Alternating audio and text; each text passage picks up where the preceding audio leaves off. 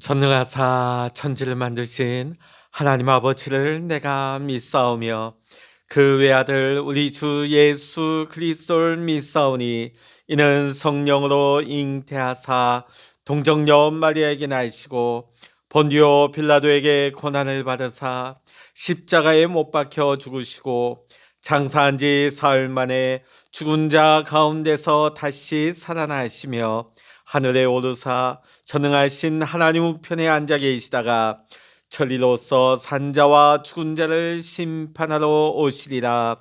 성령을 믿사오며 거룩한 공회와 성도가 서로 교통하는 것과 죄를 사하여 주시는 것과 몸이 다시 사는 것과 영원히 사는 것을 믿사옵나이다. 아멘. 찬송가 91장입니다. 찬송 91장입니다. 슬픈 마음 있는 사람 예수 이름 믿으면 영원토록 변함없는 기쁜 마음 얻으리. 예수의 이름은 세상의 소망이요 예수의 이름은 천국의 기쁨일세. 거룩하신 주의 이름 너의 방패 삼으라. 환난 시험 당할 때에 주께 기도드려라. 예수의 이름은 세상의 소망이요 예수의 이름은 천국의 기쁨일세. 존귀하신 주의 이름 우리 기쁨 되도다. 주의 품에 안길 때에 기뻐 찬송 부르리. 예수의 이름은 세상의 소망이요 예수의 이름은 천국의 기쁨일세. 우리 갈 길 다간 후에 보좌 앞에 나아가 왕의 왕께 경배하며 면류관을 드리리. 예수의 이름은 세상의 소망이요 예수의 이름은 천국의 기쁨일세. 아멘. 이 시간 우리에게 주시는 하나님의 말씀 신약 성경 마태복음 13장 44절로부터 58절까지입니다. 신약 성서 23면 마태복음 13장 44절부터 마지막 절까지입니다. 같이 읽겠습니다. 천국은 마치 밭에 감추인 보화와 같으니 사람이 이를 발견한 후 숨겨두고 기뻐하며 돌아가서 자기의 소유를 다 팔아 그 밭을 사느니라. 또 천국은 마치 좋은 진주를 구하는 장사와 같으니 극히 값진 진주 하나를 발견하며 가서 자기의 소유를 다 팔아 그 진주를 사느니라. 또 천국은 마치 바다에 치고 각종 물고기를 모는 그물과 같으니 그물에 가득함에 물가로 끌어내고 앉아서 좋은 것은 그릇에 담고 못된 것은 내버리느니라. 세상 끝에도 이러하리라. 천사들이 와서 의인 중에서 악인을 갈라내어 풀무불에 던져 넣으리니 거기서 울며 이를 갈리라. 이 모든 것을 깨달았느냐 하시니 대답하되 그러하오이다. 예수께서 이르시되 그러므로 천국의 제자된 서기관마다 마치 새 것과 옛 것을 그 곳간에서 내오는 집주인과 같으니라. 예수께서 이 모든 비유를 마치신 후에 그곳을 떠나서 고향으로 돌아가사 그들의 회당에서 가르치시니 그들이 놀라 이르되 이 사람의 이 지혜와 이런 능력이 어디서 났느냐? 이는 그 목수의 아들이 아니냐? 그 어머니는 마리아, 그 형제들은 야고보, 요셉, 시몬, 유다라 하지 않느냐? 그 누이들은 다 우리와 함께 있지 아니하냐? 그런즉 이 사람의 이 모든 것이 어디서 났느냐 하고 예수를 배척한지라.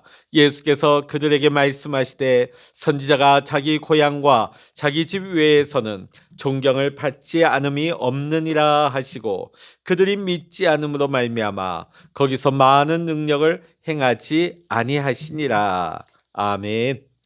할렐루야. 오늘 이 아침에도 함께 기도하시는 우리 사랑하는 모든 믿음의 성도 여러분, 여러분의 가정과 오늘도 여러분의 생업의 현장 위에 하나님의 크신 은혜와 평강 또 기도 응답의 축복이 여러분 모두와 함께 하시기를 이 시간 주의 이름으로 간절히 축원합니다. 오늘 본문 말씀에는 예수님의 짧은 비유가 4개나 나오고 있습니다. 가장 먼저 나오는 비유는 밭에 감추인 보화 비유입니다. 44절 읽어보십니다. 천국은 마치 밭에 감추인 보화와 같으니 사람이 이를 발견한 후 숨겨두고 기뻐하며 돌아가서 자기의 소유를 다 팔아 그 밭을 사느니라. 아멘. 여러분, 이 보화가 누구일까요? 예수님 그 자체가 참된 보화인 것입니다. 보화가 감춰져 있는 밭은 복음을 의미합니다. 우리는 복음 안에서 예수님의 참된 진정한 가치를 발견하고 깨닫게 되는 것이죠. 예수님의 진정한 가치를 아는 사람은 자기의 가진 모든 것을 다 팔아서 그 밭을 사고 가장 중요한 영원한 생명과 구원을 얻게 되는 것입니다. 두 번째는 값진 진주의 비유가 45절에 나오고 있습니다. 또 천국은 마치 좋은 진주를 구하는 장사와 같으니 극히 값진 진주 하나를 발견하매 가서 자기의 소유를 다 팔아 그 진주를 사느니라. 여러분, 우리는 인생의 단계별로 가치 있는 것이 제각각 다릅니다. 갓난아기 때 가장 중요한 것은 무엇일까요? 그것은 건강일 것입니다. 어린아이 때는 좋은 성품 또 좋은 환경을 만나는 것이겠죠. 청소년 시기에는 좋은 교육이 중요하고 청년기에는 바른 진로와 결정 또 좋은 직업과 취업이 중요할 것입니다. 중년의 나이에는 안정된 생활과 가정, 좋은 관계가 인생의 중요한 가치가 될 것입니다. 이제 인생의 황혼기가 되는 노년에는 제일 중요한 게 다시금 건강이 되죠. 여러분, 오늘 말씀의 좋은 진주는 무엇입니까? 어떤 사람들은 부자가 되려 하고 명예를 추구하기도 하고 권력과 같은 이 세상의 영향력을 추구하기도 합니다. 그러나 인생의 모든 단계를 뛰어넘어서 세상에 값진 어떤 것보다도 가장 중요하고 가장 근본적인 필요는 바로 영원한 생명 구원입니다. 영생의 구원이 우리 인생에 있어서 가장 중요한 것입니다. 가장 값진 것을 발견한 사람은 그것을 얻기 위하여 모든 것을 기꺼이 버릴 수가 있는 것입니다. 그래서 바울은 빌립보서 3장 7절에서 이렇게 고백하고 있습니다. 무엇이든지 내게 유익하던 것을 내가 그리스도를 위하여 다 해로 여길 뿐더러 또한 모든 것을 해로 여김은 내 주 그리스도 예수를 아는 지식이 가장 고상하기 때문이라.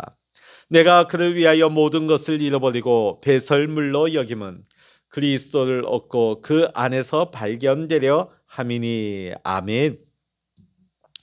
우리는 진정 가치 있고 가장 소중한 것이 무엇인지를 알아야 합니다.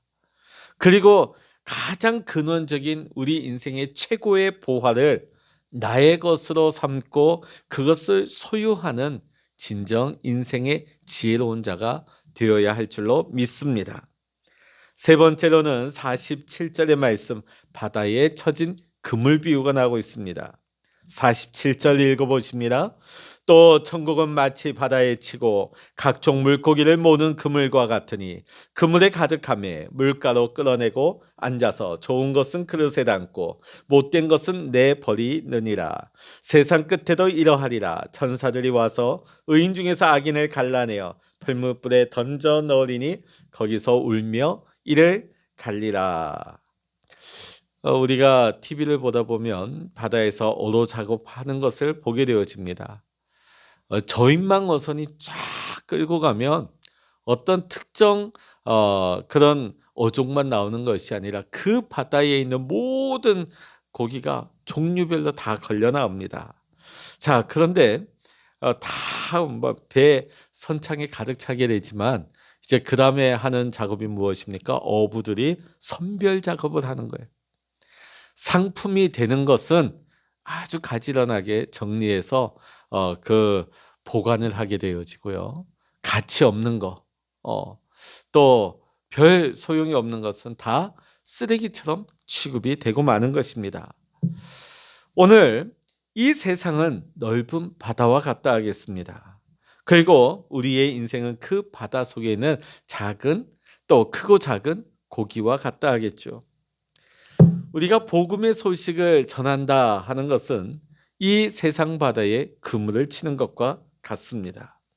자, 이 복음의 그물을 치다 보면 온갖 종류의 고기가 다 낚이게 되어지죠. 이 그물이 가득하게 되어서 제가 아까 말씀드린 대로 다 끌어올리는데 그 끌어올리는 때가 언제냐? 세상의 마지막 때입니다. 이때가 개인적인 종말일 수도 있고 세상의 마지막 심판의 날일 수도 있습니다. 우리가 잊지 말아야 할 것은 우리 인생에 있어 반드시 우리 모두가 하나님 앞에 서는 날이 온다는 것입니다. 그때의 좋은 것과 나쁜 것을 갈라내어서 심판하신다는 것입니다. 자, 그러니까 우리는 지금 우리 그물 안에 좋은 고기와 나쁜 고기, 상품성이 있는 고기와 쓸모없는 고기 뒤섞여 있다고 우리가 이 불편한 현실을 우리가 원망하고 불평해서는 안 되겠습니다. 마지막 주님의 심판의 날, 주님께서 의인과 악인을 분리하는 날이 반드시 오게 될 것입니다.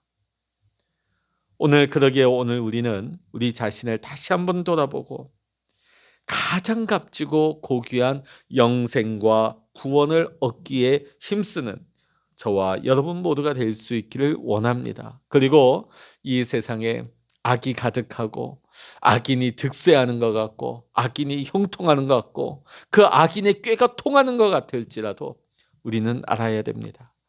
마지막 날에 하나님께서 선별하실 때 그 악인들은 다 하나님께서 골라내신다는 거죠.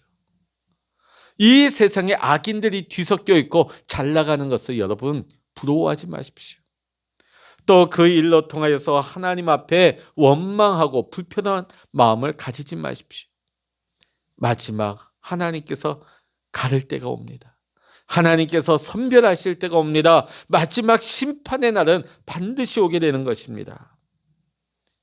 진실로 우리가 힘써야 할 것은 무엇입니까? 우리의 영생과 구원인 것입니다. 우리가 악인이 어떻게 될 것인가? 거기 관심 가지지 말고 그건 하나님의 뜻 안에 하나님의 주권에 속하였습니다. 하나님이 반드시 처리하실 것입니다.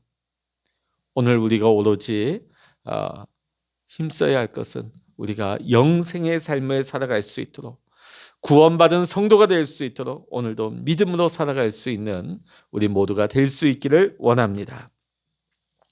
네 번째는 51절로부터 52절에 좋은 집주인의 비유가 나오고 있습니다. 51절, 52절 우리 같이 한번 읽어보십니다. 시작. 이 모든 것을 깨달았느냐 하시니 대답하되 그러하오이다. 예수께서 이르시되 그러므로 천국의 제자된 서기관마다 마치 새 것과 옛 것을 그 곳간에서 내오는 집주인과 같으니라. 자, 예수님께서 지금 계속해서 비유의 말씀을 제자들에게 말씀해 주시고 그 해석을 가르쳐 주셨습니다. 자, 그리고 예수님께서는 제자들이 잘 이해하고 있는지 확인하고 또 격려하기 위해서 질문을 하시죠. 이 모든 것을 깨달았느냐? 이렇게 물었을 때 제자들은 그렇습니다. 예수님. 그때 예수님께서는 제자들에게 너희는 천국의 제자된 서기관이다. 이렇게 비유하시면서 너희가 천국을 잘 배워 말씀을 능숙하게 옛것과 새것을 꺼내어서 풍성하게 가르치게 될 것이다 라는 말씀을 주셨습니다. 이 말씀을 우리에게 적용한다면 어떤 의미가 될까요? 우리도 제자들처럼 하나님의 말씀을 배우고 하나님의 말씀을 익혀서 곳간 안에 간직하듯이 말씀이 우리 안에 간직되어야 하는 것입니다. 그리고 이것을 필요로 하는 사람들에게 마치 그 곳간에서 곡식을 꺼내오는 집주인처럼 우리는 필요한 사람들에게 이 말씀을 전해야 하는 것입니다. 그래서 우리는 많은 사람들에게 유익을 끼쳐야 하는 것이죠. 옛 것과 새 것을 함께 내온다는 것은 무엇입니까? 과거로부터 교훈을 얻고 또 새 시대의 새로운 변화와 방향을 가르칠 수 있는 능력. 전해받은 말씀의 진리를 이제는 새로운 방법과 새로운 표현으로 이 시대에 맞게 전할 수 있어야 하는 것입니다. 오늘 저와 여러분이 날마다 하나님의 말씀을 우리 안에 날마다 간직하고 이것을 필요로 하는 사람들 만나게 될 때 이 말씀을 그 상황에 맞게 그 시대와 표현과 방법에 맞추어서 지혜롭게 우리는 증거할 수 있어야겠습니다. 오늘 저와 여러분이 오늘 지혜로운 이 좋은 집주인처럼 우리 안에 받은 것을 필요로 하는 자들에게 복음을 전할 수 있는 저와 여러분 모두가 될 수 있기를 원합니다. 마지막으로 보니까 예수님이 어려서부터 자라난 것을 다 보았던 고향 사람들이 오늘 예수님을 배척하는 장면이 나오고 있습니다. 왜 예수님을 배척했을까요? 사실 우리가 보기에는 그 누구보다도 고향에 가서 복음을 전하면 고향 사람들이 따뜻하게 환영하고 예수님을 맞이하고 예수님을 더 따랐을 법한데 그 반대였다는 것입니다. 왜 그랬을까요? 내가 너 어렸을 때 다 알거든. 너희 아버지도 알고 너희 어머니도 알고 너희 형제들도 알고 내가 너 자랐을 때 모습 다 알고 있어. 저는 이 말씀을 조금 이해를 합니다. 저희 아버님이 목회를 하시고 제가 중학교 1학년 때부터 저희 아버님 교회에서 자라났습니다. 그러다 보니까 이제 저희 아버님 교회에서 나중에 이제 신학대학을 진학하게 되고 거기서 신학생으로서 봉사하고 섬기고 나중에는 전도사 역할까지도 감당할 수 있는 기회가 주어졌습니다. 자, 그런데 우리 연로하신 권사님들에게는 늘 저를 볼 때 어떤 생각이 들까요? 여전히 목사님의 아들 수연이에요. 여전히 중학생이에요. 여전히 고등학생이에요. 그 이미지를 잘 못 지우십니다. 네. 제가 비록 어려도 다른 교회 가면 신학생이고 전도사님이고 부목사님이고 하지만은 저희 아버님 교회만 가면 수연이 왔냐고. 예, 수연이 왔냐고. 그건 이제 우리 권사님들이 나쁘셔서가 아니고 그 어렸을 때 이미지가 너무나 각인이 됐기 때문입니다. 자, 그런데 예수님 어떻습니까? 이 고향 동네 사람들에게 있어서 이 예수님이 인간 예수, 어렸을 때 보아왔던 요셉의 아들 예수, 마리아의 아들 예수, 그 동네 아이들과 뛰어놀던 예수로만 보이는 겁니다. 또 예수님이 학벌이 어떤지, 그 집안이 환경이 어떤지 너무 잘 알고 있어요. 자, 그러다 보니까 하나님의 아들 되심을 인정할 수가 없는 겁니다. 그리고 예수님을 너무나 잘 안다고 하는 이유만으로 예수님을 우습게 여기는 것이죠. 예수님 출생이 너무 초라하다는 거 압니다. 그 집안이 별 볼 일 없다는 거 압니다. 그러다 보니까 이 고향 사람들이 예수님을 배척하죠. 멸시합니다. 비난합니다. 그런데도 예수님은 어떤 대꾸나 대응도 하지 않으십니다. 그러면서 뭐라고 말씀하십니까? 선지자가 자기 고향과 자기 집 외에서는 존경을 받지 않음이 없느니라. 한마디로 말해서 뭐 그럴 수도 있지. 그러나 내가 선지자가 자기 집과 고향 밖에서는 다 존경을 받는다. 예수님께서는 그렇게 말씀을 하십니다. 그리고 그 고향 동네에서는 많은 능력을 행하지 않으십니다.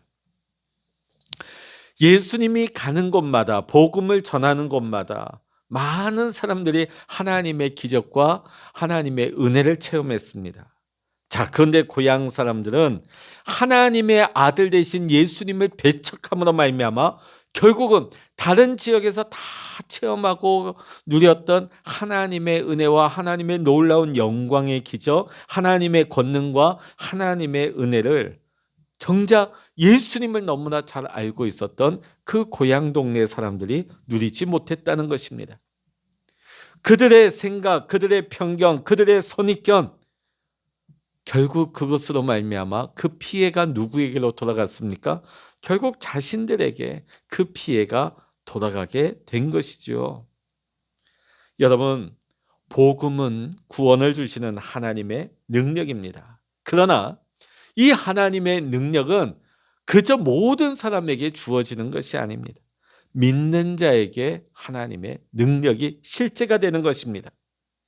믿지 않는 사람들에게는 하나님의 복음의 말씀이 아무 상관없는 말씀이에요. 그들에게는 아무 상관이 없습니다. 자, 오늘 만일 우리의 삶 속에 하나님의 능력, 하나님의 권능이 전혀 일어나지 않는다? 우리는 이렇게 생각하기 쉽습니다. 주님의 능력이 부족한 거 아닌가? 아니요. 오히려 우리의 믿음 없음이 아닌지 우리는 다시 한번 돌아보고 점검해 보아야 할 것입니다. 만일 예수님 고향 사람들이 예수님을 제대로 받아들이고 예수님을 존중했다면 그들은 하나님의 놀라운 은혜와 축복을 그들은 복을 받았을 것입니다. 그러나 그들의 생각, 그들이 예수님을 받아들이지 않음으로 말미암아 예수님을 믿지 아니하였을 때 결국은 그들이 받을 은혜와 축복을 그들이 거부하고 그들이 차버리고 만 것이죠. 오늘 우리가 비유의 말씀을 통해서 알 수 있는 것은 보화와 값진 진주는 멀리 있지 않습니다. 의외로 가장 가까운 곳에 있습니다. 하나님께서 우리에게 기회 주실 때에 오늘 우리는 마음문 열고 그 축복을 받아들여야 될 줄로 믿습니다. 주님의 능력을 힘입을 수 있는 우리가 되어야 할 것입니다. 오늘 사랑하는 성도 여러분, 오늘도 여러분의 삶 속에서 진정한 보화와 값진 진주를 발견하고 또 그것에 내 인생을 걸 수 있는 이 세상의 지혜로운 믿음의 성도들 다 될 수 있기를 이 시간 주의 이름으로 간절히 축원합니다. 기도하시겠습니다.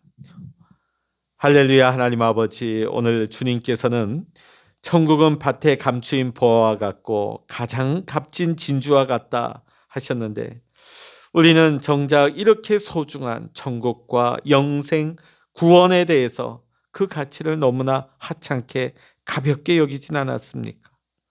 오히려 땅의 일에 너무나 우리가 집중하면서 땅의 모든 정신이 팔려 있지는 않았습니까? 오늘 소중한 보화를 얻기 위해서 모든 것을 다 팔아 그 땅을 취하는 지혜로운 사람들처럼 오늘 우리가 영생과 구원, 하나님의 말씀, 축복을 우리가 받기 위하여서 우리가 이 세상의 무가치한 것들을 끊어낼 수 있는 과감하게 믿음으로 결단하고 정리할 수 있는 우리의 믿음 되게 하여 주시옵소서. 머지않아 마지막 심판날이 있다는 것을 알게 하시고 좋은 것과 나쁜 것, 의인과 악인을 구별하실 때에 우리가 주님의 은혜로 말미암아 의인의 길에 서게 하시고 영생 허락받게 하여 주시옵소서. 오늘 우리가 지혜로운 천국의 서기관처럼 옛 것과 새 것을 내어올 수 있는 생명의 복음을 전할 수 있는 복음의 전도자가 되게 하여 주시옵소서. 오늘 이 아침에도 우리가 하나님 앞에 엎드려 기도합니다. 기도할 때 기도의 문을 열어주시고 하나님과 교통할 수 있는 은혜의 시간 되게 하여 주시옵소서. 모든 감사와 영광을 우리 주님께 올려드리며 우리 주 예수 그리스도의 이름으로 간절히 기도하옵나이다. 아멘. 찬양하라 내 영혼아, 찬양하라 내 영혼아, 내 속에 있는 것들아 다 찬양하라. 기도하라 내 영혼아, 기도하라 내 영혼아, 내 속에 있는 것들아 다 기도하라.